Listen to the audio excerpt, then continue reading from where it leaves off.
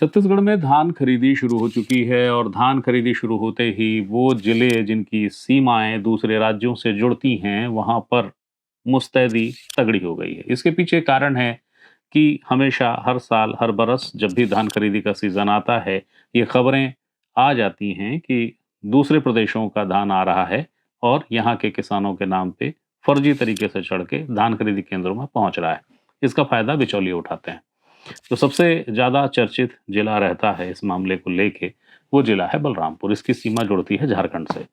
तो जैसा मैंने कहा कि तंत्र बहुत सक्रिय है, तो खूब छापेमारी चल रही है, दिन हो रात हो लगातार दबिश का दौर चल रहा है। तो बलरामपुर में ऐसी एक कार्रवाई हुई है और ये कार्रवाई फिल्मी हो गई है। फिल्मी क्यों हो गई है? क्यों इसको विशेषण दिया जा रहा है कि बड़ा गजब फिल्मी मामला हो गया है? वही बताने आपके सामने हाजिर हुआ हूँ। नमस्ते, मेरा नाम है याज्ञवल्क्य। बलरामपुर में धान खरीदी में दूसरे प्रदेशों का धान पकड़ाने का मामला फिल्मी कैसे हो गया है? फिल्मी ऐसे हो गया है कि जब धान खरीदी की प्रक्रिया शुरू हुई राज्य में, बलरामपुर में भी शुरू हुई, तो वो खेप आनी शुरू हो गई झारखंड से। अब झारखंड के जो बिचौलिए हैं या प्रभावशाली तस्कर हैं, उनका चैनल बड़ा मजबूत है, तो उनको क्रैक कर पाना, उनको पकड़ पाना बड़ा मुश्किल होता है। लेकिन इस बार तंत्र दुरुस्त है, तो तुम डाल डाल में पात पात की तर्ज पे चल रहा है कार्यक्रम। तो करीब 6000 क्विंटल धान पकड़ा चुका है। ये धान झारखंड से आया था और अलग अलग जगहों पे बलरामपुर में पकड़ा गया। लेकिन उसके बावजूद बिचौलियों के, तस्करों के हौसले पस्त नहीं हुए।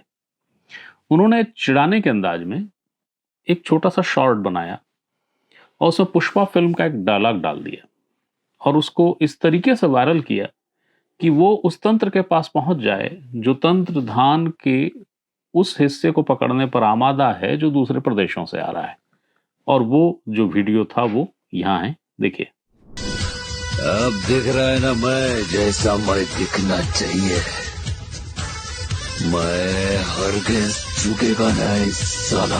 चिढ़ाने के लिए बनाया गया ये वीडियो दरअसल वहां पहुंच गया जहां पहुंचना चाहिए था। रामचंद्रपुर में एसडीएम हैं, उनका नाम है आनंद राम नेताम।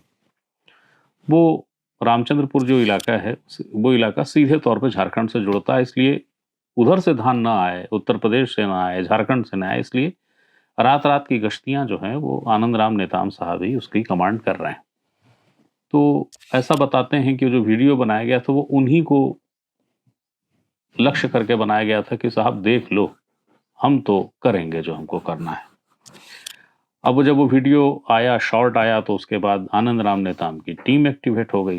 पहले पता करने की कोशिश हुई कि भाई ये जो धान रख के जो आ रही है चीजें, धान रखा कहाँ है, ये कौन सा जंगल हो सकता है, क्योंकि सरहद जो है उसमें बहुत जगहों पे जंगल है और जंगल से होते हुए सरहद जुड़ जाती है आपस में।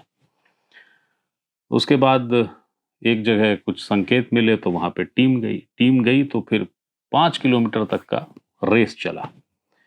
किसी टीम के ही किसी साथी ने, जो प्रशासनिक टीम का सदस्य था, उसने उस रेस को रिकॉर्ड कर लिया। उसके बाद वो धान भी पकड़ा गया जो पिकअप में जा रहा था, उसके अलावा भी और धान मिले। तो जब धान मिल गया, जो झारखंड का धान था, बाहर का धान था, तो उसके बाद उस धान पर खड़े होकर पांव रख के, और टीम बैकग्राउंड में थी, सामने एसडीएम आनंद राम नेताम थे, उन्होंने भी एक फिल्मी डायलॉग लगा दिया और वो वीडियो भी वायरल हो गया। वो जो वीडियो है वो यहाँ है, देखिए। जानी, तुम झुकेगा नहीं तो हम रुकेगा नहीं साला। प्रदेश की जो राजनीति है, उस राजनीति में धान और किसान दोनों की मुकम्मल अहमियत है। और इस बार सरकार जो है 160 लाख मीट्रिक टन धान किसानों से खरीदेगी। 3100 रुपए का समर्थन मूल्य है। अब जब सरकार के लिए इतना महत्वपूर्ण है, क्योंकि महत्वपूर्ण इसलिए भी है कि मसला पूरा सियासत, और सियासत का आशय है वोट से जुड़ता है, तो उसमें कोई वो चूक नहीं चाहती। यूं भी राज्य का आर्थिक पक्ष अगर आप देखेंगे ना, तो बहुत सारे जो योजनाएं हैं, उन योजनाओं को लेके अर्थशास्त्रियों का स्पष्ट अभिमत है कि इन्हें बंद किया जाना चाहिए या इनका पुनर्मूल्यांकन करना चाहिए। लेकिन जब मसला वोट का हो तो जोखिम कौन उठाएगा। खैर, इस विषय से हट के वापस उस मुद्दे पे आते हैं, कहानी फ़िल्मी है। तो जब पहले धान तस्करों ने जारी किया, यानी बिचौलियों ने वीडियो, और उसके बाद एसडीएम साहब ने जारी किया, तो मसला फ़िल्मी हो गया। तो फिर एसडीएम साहब से ही हमने पूछने की कोशिश की कि भई साहब आप बताओ कि आखिर ये हुआ क्या था और मसला इस कदर फ़िल्मी क्यों हो गया? आप धान पकड़ने गए थे, आप धान पकड़ लिए, फिर आपने मैसेज कन्वे क्यों किया? तो जो उन्होंने जानकारी दी, जो उन्होंने दूरभाष पर बताया, वो यहाँ है, देखिए। ये जो धान को आपने पकड़ा, उसके बाद वो फ़िल्मी डायलॉग कैसे आया? मतलब क्या उसकी पृष्ठभूमि क्या है? बड़ी चर्चा है उसकी। अच्छा, उसका हुआ क्या है कि हम लोग तो यहाँ पर धान खरीदी होने के पहले 15 तारीख से, मतलब इसी महीना होना था, जी। लेकिन यहाँ सीमावर्ती राज्य से धान अवैध रूप से आकर के भंडारण किया जा रहा है, ऐसा हमको सूचना मिली थी। तो हम पिछले महीना जो है 20 तारीख के बाद से लगातार हम लोग जो है 20 तारीख से ही चालू किए, समझ जाओ। 2-4 दिन पहले से हम लोग चालू किए थे, तो 20 तारीख को हमने फर्स्ट पकड़ा। तो ये धरपकड़ की कार्रवाई जो है हुई, तो बीच में क्या हो गया, तब तक जो है हमने लगभग 3000 कट्टा धान हम लोग जब्ती कर चुके थे। तो इसी बीच में हम लोग रात में भी जाते थे, तो 4 बजे के आसपास हमको एक गाड़ी आते हुए दिखा, तो हमने उसको रोका, तो उसके पीछे और 2 गाड़ी आ गए। तो हमारा मैन पावर कम था, तो अफरा-तफरी हुए, तो 2 गाड़ी तीनों गाड़ी को कंट्रोल करने में थोड़ा-सा दिक्कत हो गई। तो लास्ट का एक गाड़ी हमको पकड़ में आया और इनको दौड़ाते रहे 2 गाड़ी को। तो ये 2 गाड़ी भाग करके क्या किए इन लोग, काफ़ी दूर जाने के बाद जंगल में खाली कर दिए। खाली करने के बाद फिर एक मेरे को दिन में लगभग 8:30 और 9 बजे के बीच में एक वीडियो मिला। जी। जो है हमारे अभी और सूचना तंत्र हैं, उनको मिला, उन्होंने मेरे को भेजा, तो जिसमें पुष्पा फ़िल्म का डायलॉग वाला जो है, वो डाल करके भेजे थे, जंगल में डाला हुआ वीडियो, धान को वीडियो बना करके, कि हरगिज़ झुकेगा नहीं, इस टाइप का जो है। अच्छा। तो ये करके भेजा, तो मेरे पास जैसे आया ये वीडियो, तो मैं बोला इसको पकड़ना अनिवार्य है। तो मैं फिर अपना जाल बिछाया, सूचना तक बढ़ाया, जंगल का सीन था, तो वो किस जंगल का हो सकता है और कहाँ तक हम दौड़ाए थे।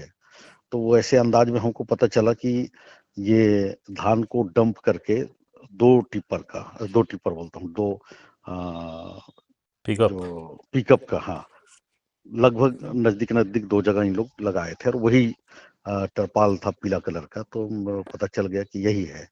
तो हम लोग उसको हमको चैलेंज किया था कि ये झुकेगा नहीं, ऐसा करके। तो फिर हमने भी सोचा कि तुम झुकेगा नहीं तो हम रुकेगा नहीं। हमने भी बना करके उनको भेजा, हमने उसी को भेजा जो जहाँ से मुझे मिला था, और मैं बोला वो इसको वापस करते जाना जहाँ उन तक पहुंच जाए, कि हमने पकड़ लिया है। तो ये इसका पृष्ठभूमि है। हाँ, तो इसको एक्चुअली हम उन तक पहुंचाना चाह रहे थे कि जिसने हमें भेजा था कि हरगिज झुकेगा नहीं करके, मतलब उनका उद्देश्य वही था कि हम झुकेगा नहीं और ये काम करते रहें, इस टाइप का उनका मतलब रहा होगा। तो हमने पकड़ने के बाद फिर इसको उनको प्रत्युत्तर दिया कि तुम झुकेगा नहीं तो हम कार्रवाई के लिए रुकेगा नहीं, इस टाइप का इसका उद्देश्य था। जिस जिले की बार बार बात हो रही है वो है बलरामपुर। ऐसा मैंने बताया कि झारखंड, उत्तर प्रदेश और एक दूसरे तरफ की सीमा मध्य प्रदेश से जुड़ती है। तो यहाँ पे धान जब भी खरीदी का सीज़न आता है तो गड़बड़ियों की शिकायत भी आती है कि बाहर से धान आ रहा है, बिक रहा है और धान खरीदी केंद्रों में पहुँच गया वगैरह वगैरह।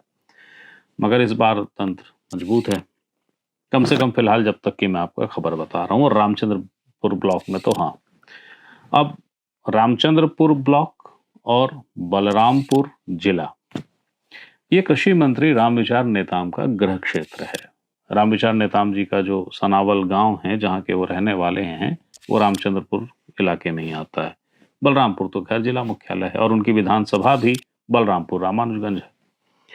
तो अब कुछ हो ऐसा जो रोचक हो और रामविचार नेताम की नजरों से भला बचता कैसे, तो उन्होंने भी बड़े रोचक अंदाज में इसका जिक्र किया और इसके साथ साथ ये भी कहा कि इस बार मामला टाइट है, तंत्र पूरी तरीके से सक्रिय है, कोई ठगी की इस तरीके की धान की कोशिश मत करना, वरना कड़ी कार्रवाई होगी। मौज लेते हुए जो गंभीर बात रामविचार नेताम ने कही वो यहाँ है। बहुत हमारे इस बार के जो प्रशासनिक अमला है इसे हमने बहुत टाइट किया है। जो सही किसान है उनका किसी प्रकार का धान बेचने में उन्हें दिक्कत न हो, लेकिन गलत आदमी का धान न लिया जाए, ऐसा हम लोगों ने प्रयास किया है।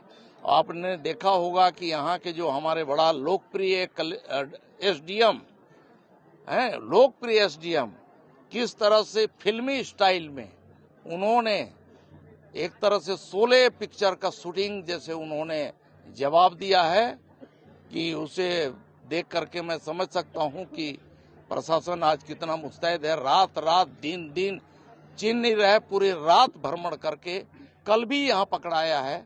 तो मैं समझता हूं कि अभी तक पूरे क्षेत्र में कितना 6000 क्विंटल बता रहे हैं कि उतना धान यहाँ सिर्फ इसी डिवीजन में पकड़ाया है। मैं निवेदन करना चाहता हूं कि इधर उधर ताक झांक करना छोड़ दीजिए।